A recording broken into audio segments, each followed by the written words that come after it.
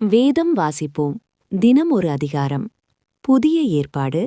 மத்தேயு எழுதின சுவிசேஷம். அதிகாரம் 12. அக்காலத்திலே இயேசு ஓய்வு நாளில் பயிர் வழியே போனார். அவருடைய சீஷர்கள் பசியாயிருந்து கதிர்களைக் கொய்து தின்னத் தொடங்கினார்கள். பரிசேயர் அதைக் கண்டு அவரை நோக்கி, இதோ ஓய்வு நாளில் செய்யத்தகாததை உம்முடைய சீஷர்கள் செய்கிறார்களே என்றார்கள். அதற்கு அவர், தாவீதும் அவனோடிருந்தவர்களும் பசியாயிருந்தபோது செய்ததை நீங்கள் வாசிக்கவில்லையா? அவன் தேவனுடைய வீட்டில் பிரவேசித்து ஆசாரியர் தவிர வேறொருவரும் புசிக்கத்தகாத தேவ சமூகத்து அப்பங்களை தானும் தன்னோடிருந்தவர்களும் புசித்தார்களே. அன்றியும் ஓய்வு நாட்களில் ஆசாரியர்கள் தேவாலயத்தில் ஓய்விந்திராமல் ஓய்வு நாளை வேலை நாளாக்கினாலும் குற்றமில்லாதிருக்கிறார்கள் என்று நீங்கள் வேதத்திலே வாசிக்கவில்லையா? தேவாலயத்திலும் பெரியவர் இங்கே இருக்கிறார் என்று உங்களுக்கு சொல்லுகிறேன்.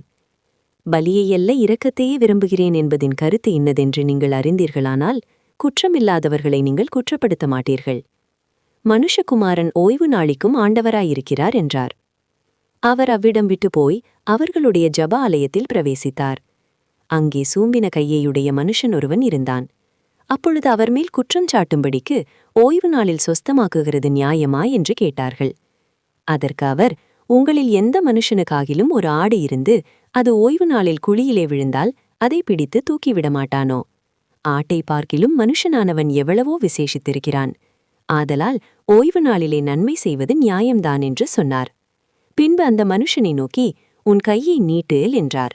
அவன் நீட்டினான். அது மறு கையைப் போல சொஸ்தமாயிற்று.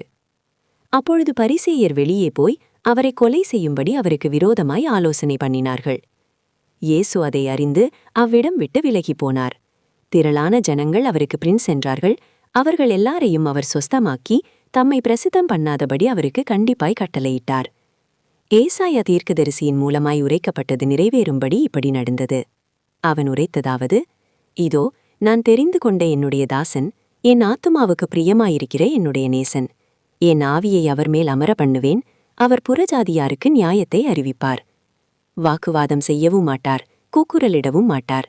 அவருடைய சத்தத்தை ஒருவனும் வீதிகளில் கேட்பதுமில்லை.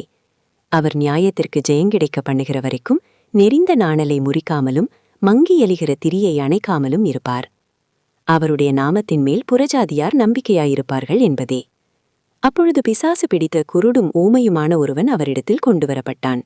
குருடும் ஊமையுமானவன் பேசவும் காணவும் தக்கதாக அவனை சொஸ்தமாக்கினார். ஜனங்கள் எல்லாரும் ஆச்சரியப்பட்டு, தாவீதின் குமாரன் இவர்தானோ என்றார்கள். பரிசேயர் அதை கேட்டு, இவன் பெயல் சேபூலினாலே பிசாசுகளை துரத்துகிறானே அல்லாமல் மற்றபடியல்ல என்றார்.